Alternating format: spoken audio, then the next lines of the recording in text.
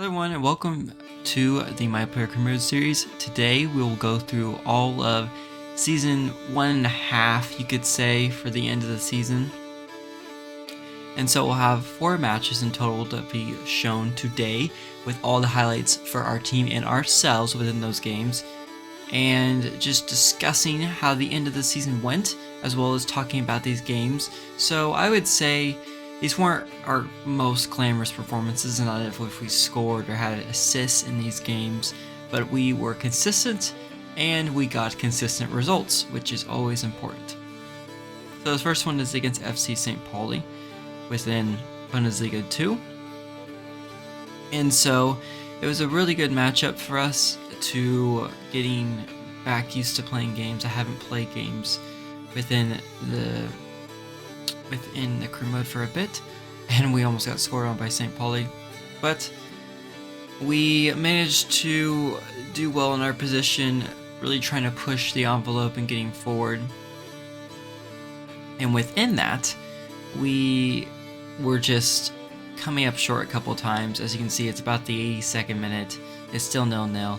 It's just, I would say a majority of these matches we were more focused on getting our consistency back, getting crossing attempts in, and making sure that we get the right options and opportunities. But that first match does end 0-0, and we get right into the Dusseldorf game against Dusseldorf.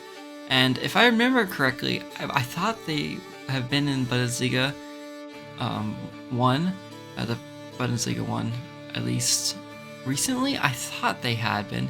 Correct me if I'm wrong in the comment section below, but we had a pretty good match against them.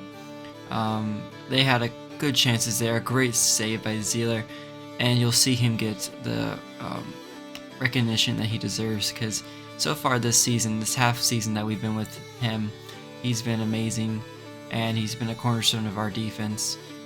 And I would say our team isn't poor in their defensive portion. I would say a majority of our issues is the attacking third, because I think we ended up finishing with about 13 draws to 14 draws, so that was a majority of where we dropped our points, not necessarily our losses. But here, just getting down the wing and getting a good cross in and a good save by the goalkeeper. And this was probably our best game for the crossing attempts. And again, another great save. I think that was off the line by the defenders.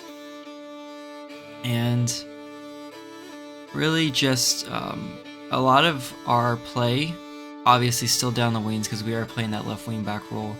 But I would say this game specifically was our best opportunity to get better at crosses, as Bayer scores a goal, his 10th goal in 31 matches, so not a great return from him. As you can see, forward line is our biggest issue within our team. But overall, I think this season is a good basis for us within Bundesliga 2, and a good opportunity for us as we go 2-0 up against Dusseldorf, just to get used to the level, because obviously Bundesliga 2 is going to be a higher level than the Eredivisie League in Ireland. So yeah, we played a pretty solid game overall against Dusseldorf. I don't think we ended up with the man of the match, but Hannover 96, I believe, has the potential to get a third opportunity and a third goal for us. I think that Hannover 96 has the potential, especially if we're able to get a consistent striker. And my goal, I will outline at the end of this episode what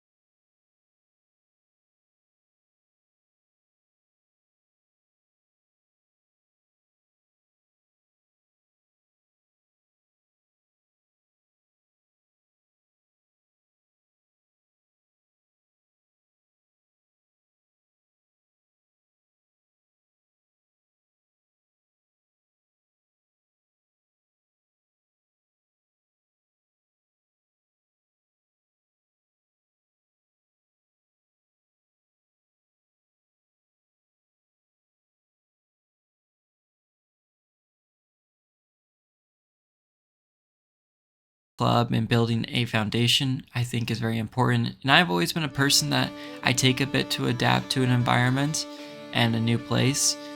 So I want to try to implement that to being how it is in this career mode. And so yeah, we're still having good opportunities. It's just not flowing through us in this game as well as the last game against KSC.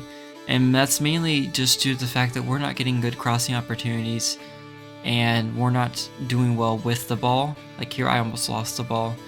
And as you can see, it says a risk of getting subbed out just because we haven't really been a key factor in this game. That was our best cross of the game, but there was only one good cross out of probably 3 or 4. So it wasn't perfect or amazing, but still a solid performance. A 7 out of 10 performance is not terrible. And then I think we do get one more cross here. We get it in the box, and it's just, again, it's just not on to anyone's head. And we end up finishing the game 1-0. And then the last game against Nuremberg. So this was, I will be honest, our worst game out of all 4 of the matches today. We take a good shot here. For some reason they say, I think any shot on target is a good shot if it makes the keeper have to make a save. Even at this level, where it's a competitive professional level, I still think it's worth it to take the opportunity. But the rating system within FIFA says that it was a poor attempt, and then that ends the game because we barely did anything in that game. As you can see, we had our worst rating probably of the season at 5.4, and we were 1-0 down against Nuremberg, and we ended up with us getting subbed out. They ended up tying it 2-2, so not too terrible.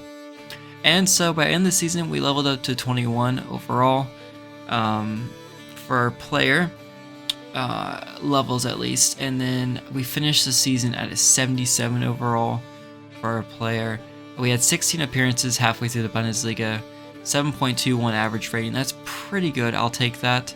We did not have any goals and assists, so we're gonna say for next season I'm gonna attempt to have 10 goals and 5 goals and 10 assists at least within next season. That's gonna be my goal.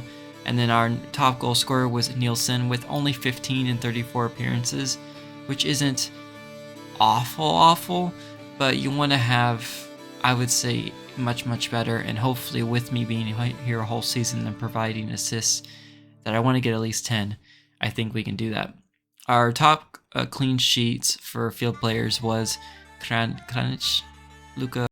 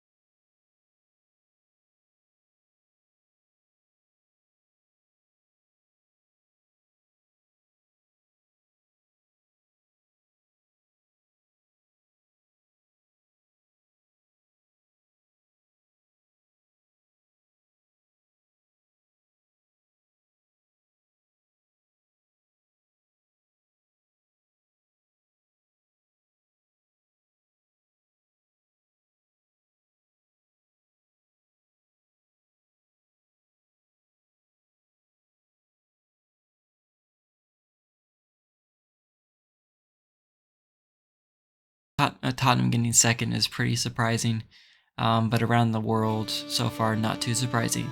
And within Serie A, it was won by Inter Milan, and I believe in real life it was Napoli.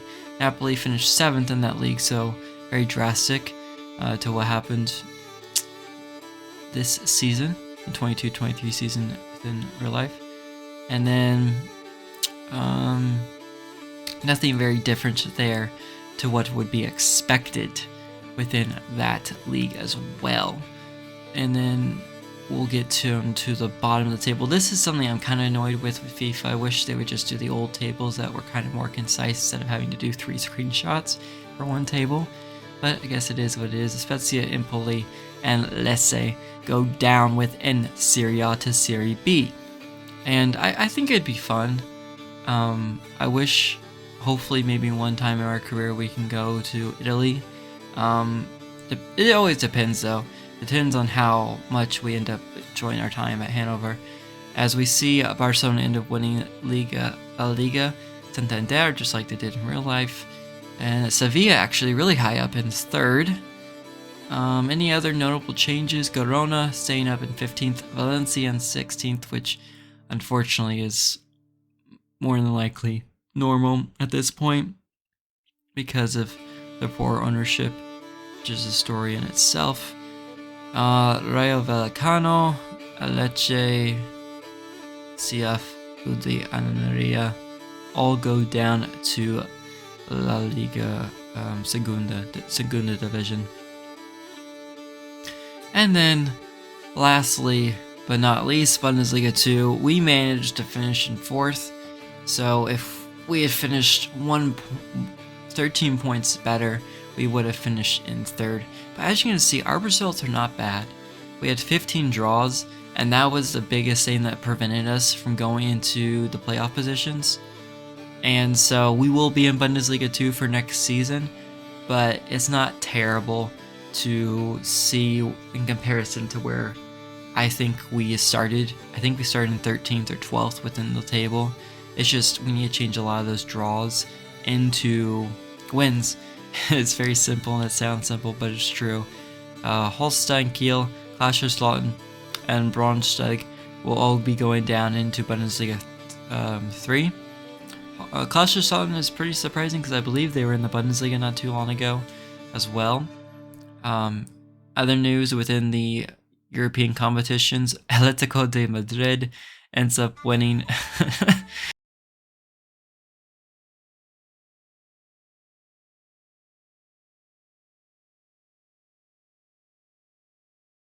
interesting. Man City obviously won in real life. Player of the tournament with that was actually Chiesa for Juventus. And it said that Atletico Madrid also played